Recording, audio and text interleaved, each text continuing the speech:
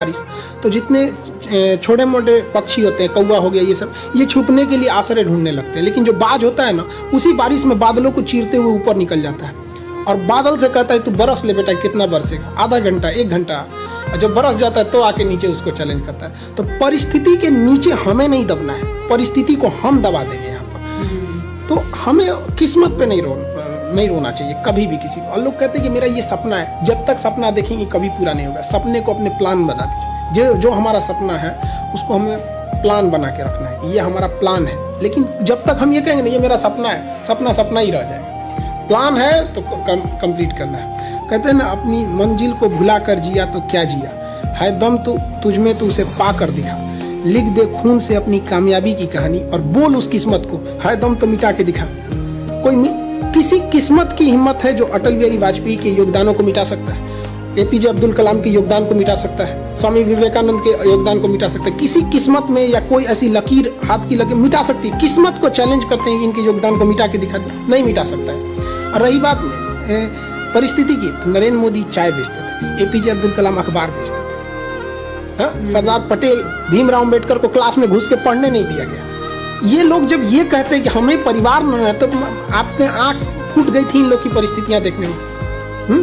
परिस्थिति किसी को नहीं रोकती है। हम जब तक परिस्थिति के आगे नहीं हार सकते हैं तब तक परिस्थिति हमें नहीं हरा सकती है। इस दुनिया, रही बात करते हैं कोई हमारा साथ नहीं देता है, दुनिया में कोई किसी का साथ नहीं देता है। दुनिया में हम today is the result of our own past action and whatever we wish to be in future it depend on our present activity. हम क्या हैं ये कुछ नहीं, हमारा आज जो है हमारे पीछे किए गए कल का आज रिजल्ट है। हम कल अगर बदमाशी करेंगे तो आज कोई बहुत बड़े अधिकारी बन के नहीं बैठेंगे।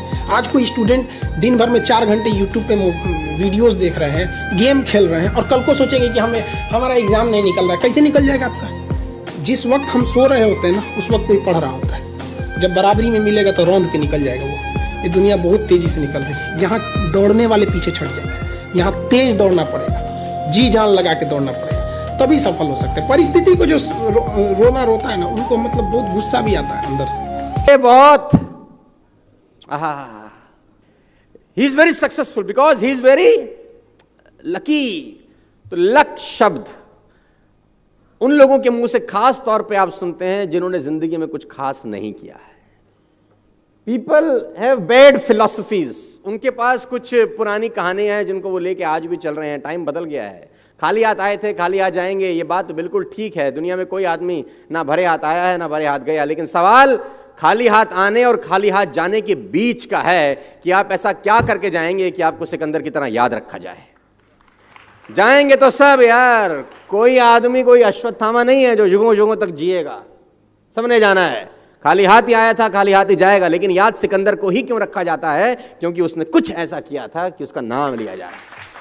तो हम कुछ तो ऐसा करें कि हमारा नाम लिया जाए मरने के बाद। और सवाल तो ये है कि जिंदा भी लोगों का नाम नहीं लिया जा रहा, क्योंकि ऐसा कुछ उन्होंने किया नहीं। तो what is luck all about?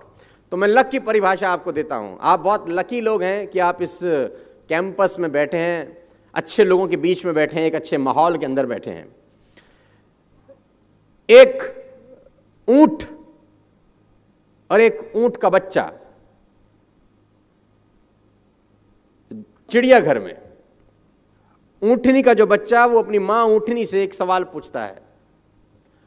उसने अपनी मां से पूछा कि माता, ये हमारे पीठ पे कुबड़ क्यों होता है? कुबड़ समझते हैं ना आप? ऊंट की पीठ पे रहता है वो। तो ऊंटनी का बच्चा ने पूछा कि मां, हमारी पीठ पे कुबड़ क्यों होता है? तो मां ने जवाब दिया, बेटा रेगिस्तान में कभी कभी पानी नहीं मिलता बहुत समय तक, तो पानी स्टोर करने के लिए नेचर ने हमको ये कुबड़ दिया है कि हम पानी बहुत सारा एक साथ ड्रिंक कर सकते हैं, इसको सेव सिक्योर कर सकते हैं। अगर हमें बहुत दिन तक पानी ना मिले तो अंदर का वाटर से हम लोग अपनी लाइफ को मेंटेन कर सकें। तो उस बेटे को बात समझ में आ गई। उसने कहा वेरी गुड। तो उसने बोला, माँ हमारे ये पैर इतने बड़े बड़े क्यों हैं, ये पंजे हमारे इतने बड़े बड़े क्यों होते हैं? तो उसकी माँ ने बोला, बेटा रेगिस्तान बहुत लंबा होता है तो दूर तक जाना होता है, तो दूर तक जाने के लिए ईश्वर ने हमको बड़ा पंजा दिया है, बड़े पैर दिए हैं। तो बेटे को बात समझ में आ गई। बेटे ने अब तीसरा सवाल पूछा कि हमारी आंखों के आगे इतने बड़े बड़े बाल क्यों हैं ये? तो उसकी ऊँटनी माँ ने कहा कि बेटा रेगिस्तान में आंधी बहुत चलती है, रेत उड़ती है, तो रेत हमारी आंखों में ना आ जाए इसलिए ईश्वर ने हमको आंखों के आगे हेयर्स दिए, बाल दिए। अब वो जो ऊँटनी का बेटा था उसने चौथा सवाल पूछा और उस चौथे सवाल ने उसकी माँ को चारों खाने चित कर दिया। उसने कहा, अच्छा कुबड़ पानी सेव करने के लिए रखा है? माँ ने बोला हाँ। पैर इसलिए कि रेगिस्तान में दूर तक जा सके? माँ ने बोला हाँ। आंखों के ऊपर बाल इसलिए कि आंखों में धूल ना आए, रेत ना आए? माँ ने बोला हाँ।